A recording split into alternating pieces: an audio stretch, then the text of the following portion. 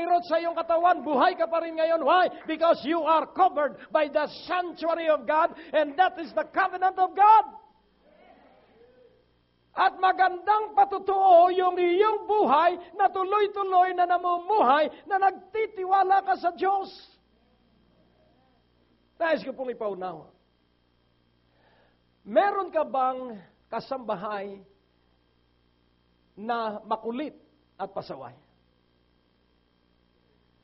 Meron ka bang kasama sa opisina na pag nakita mo ay parang naglalagablab ang iyong galit?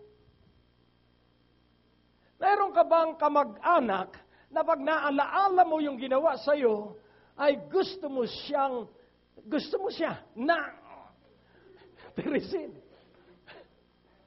Ngunit nais ko pong ipaunawa na pinahintulot ng Diyos yung mga pasaway sa iyong buhay sapagkat may gamit ang Diyos sa iyong buhay. Hanggat hindi mo natututunan yung gamit ng pasaway mong anak, hindi siya magbabago sapagkat kailangang matutunan mo yung layunin ng Diyos doon sa makulit mong anak para sa iyo. It is for your learning. Naantala ang kanilang paglaya. Dahil ayaw natin silang tanggapin. Nung magsiyasat ng mga eksperto sa mga successful, more than 100 years na korporasyon, isang nakita nila, the management of facing reality. Si Franklin Delano Roosevelt at age 39 ay tinamaan ng polio at siya ay nasa wheelchair. Pero nahalal pa rin siyang Pangulo ng Amerika. At ang sabi niya ay succeeded in being the head of a powerful nation in the midst of ito po yung tinatawag nila na sobrang kahirapan sa Amerika. Ito po yung 1930 depression and then he is faced with Second World War. So pansinin po natin, paano siya nagtagumpay? He trusted God and he see the reality. Hindi siya nagkunwari. He never ignored reality. He faced reality face to face. And from all the reality, he embarked a plan on how he shall win against all the odds of that reality. At makikita po natin na sa kanyang panunungkulan, nagtagumpay ang Amerika. So face your reality and stand on the promises of God. Use it into your reality. Ano ang pangako ng Diyos? Marami po ang baon sa utang. Marami po ang mga may sakit. At marami po ang hindi maunawaan kung paano sila mabubuhay na matagumpay. Marami po ang namimiligro na mawala ng hanap buhay sapagkat nalulugi yung kanilang hanap buhay. Hindi nila maunawaan kung paano sila mabubuhay. Ngunit nais kong ipaunawa, kaya po may salita ng Diyos, kaya po may pangako ng Diyos, inililipat tayo ng Diyos sa isang kapahingahan. Sapagkat ang sabi ng Panginoon, come unto me, all you who labor and are heavily laden, and I will give you rest. Sino ang tinatawagan ng Panginoon? What is the qualification of those whom Jesus is calling? Those who are weary, those who are fainting, those who have no hope. Hallelujah. Para ano? Para mag-aral. Tinawagan ako ng Diyos para mag-aral at matuto sa Kanya. Learn of me, for I am meek and humble of heart, and you shall find rest for your soul. Put on my yoke, for it is easy and its burden is light. Yan ayos ko pong ating maunawaan.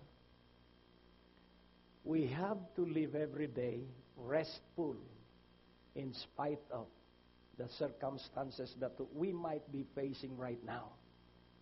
Kailangan pong tayo magsanay na nasa kapahingahan, nasa kapanatagan, nasa kapayapaan ng isipan sa kabila ng the promises of God are for this life only. Do not squander it. Do not waste it. Respect the promises of God. Stand the promises of God. Ang lumpo ay lulundag.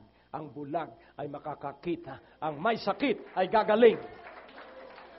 So it is our personal decision on the promises of God. You have to stand on, not only claim, you have to stand on and live according to the promise of God in your particular situation of life.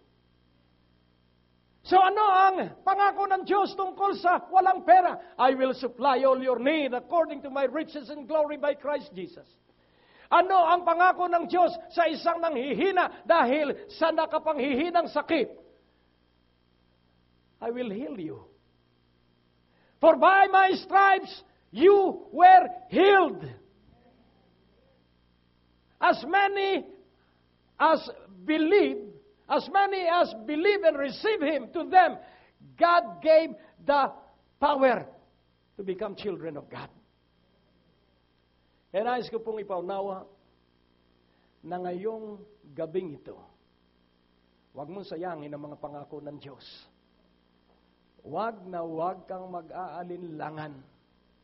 Kailangan magkaroon ka ng karanasan sa katuparan ng pangako ng Diyos. Sa Romans chapter 5, verse 4 and 5. Romans, dito po tayo magtatapos sa Romans 5, verses 4 and 5. Dahil ang sabi po dito sa Romans 5, 4 and 5, unawain po nating mabuti. And patience experience hope. Verse 5. And hope maketh not ashamed, because the love of God is shed abroad in our hearts by the Holy Ghost, which is given unto us.